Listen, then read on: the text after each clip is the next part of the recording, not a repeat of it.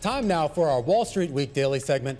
The host of Wall Street Week, David Westin, joins us as he does every day here, just ahead of your big program here in just about an hour's time. We were just having a conversation on the close about artificial intelligence, which I'm sure you know is all the rage. And you had a chance to sit down with somebody who's a real pioneer in that space. Yeah, Michael Spence, the Nobel laureate in economics, and he wrote a piece with Joe Manica from Google. It's in Foreign Affairs. This issue of Foreign Affairs takes a somewhat different approach to it, saying we have a big productivity problem globally right now, the economy, and maybe AI can help us, but that's only if we make it broad enough. This is part of what he had to say.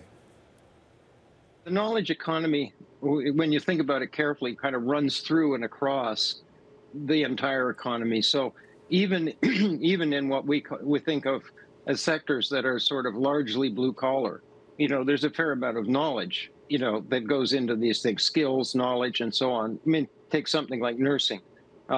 Nurses are pretty highly trained people. They have to respond in intelligent ways to the signals they get from, the equipment that patients are using and that they're looking after and so on.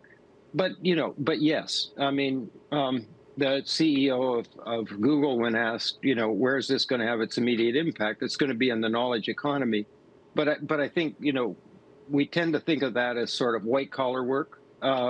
And there's an element of truth in that, but I think it actually does run right across the entire economy. Maybe not to the same depth in every sector, but nevertheless, it's very broad-based. Do we have a sense, and I understand this may not be determinate, I mean, that is to say it may differ based on what we do, but do we have a sense of the extent to which this generative AI will displace jobs, they will go away, as opposed to transform jobs? So, look, I mean, we're in a period of intense exploration and experimentation. So, people often say, that it's important to acknowledge, real uncertainty when you're in the early stages of this. And that's certainly characteristic of this. Having said that, James and our best guess is that generative AI is mainly, not exclusively, but mainly going to turn out to be, a powerful digital assistant. One of the points you make in the paper is that, as I say, this is not predestined. To some extent, how this ends up depends upon us and what we decide to do about it. Explain to us about what you think needs to be done or should be done so that we get the most good out of generative AI. And as a subpoint, how much of that can be trusted to the markets as opposed to governments?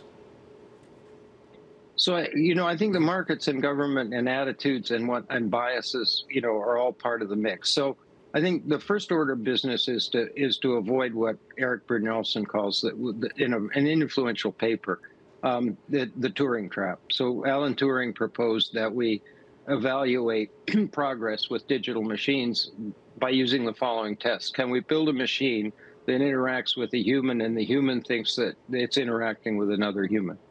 It's a fairly small step, and this is common in the AI world, to evaluate progress in AI by determining how well machines do relative to human performance. So we do that in language recognition, we do it in image recognition, which is a huge breakthrough in the last 6-7 years, and we do it with generative AI. Does the generative AI do better than the average human on the LSAT, the law school aptitude test? That's okay, but there's a very small step from that to thinking that, well, once the machine passes the human, why don't we get rid of the human? And that leads you to what you might call the automation bias. And that I think we do have to resist. And that's not government, that's not business, that's not any particular sector. It's just the way we think about it. So I think that's step one. Step two is, you can influence the direction of technology and development. And I think, with incentives and so on, and it should be influenced in the direction of collaboration and augmentation is the term that tends to be used in this world. And then third, we do not want, or with the way James and I thought of it, we don't want to repeat that pattern of, sort of high adoption rates and very low adoption rates that we saw in earlier rounds of digital, adoption. And so there, I think the government has a very distinct role to at least think carefully about programs and activities that, increase the likelihood of diffusion across the entire economy to small and medium-sized businesses. And for me as an economist, this is not just a nice to have or a distributional issue.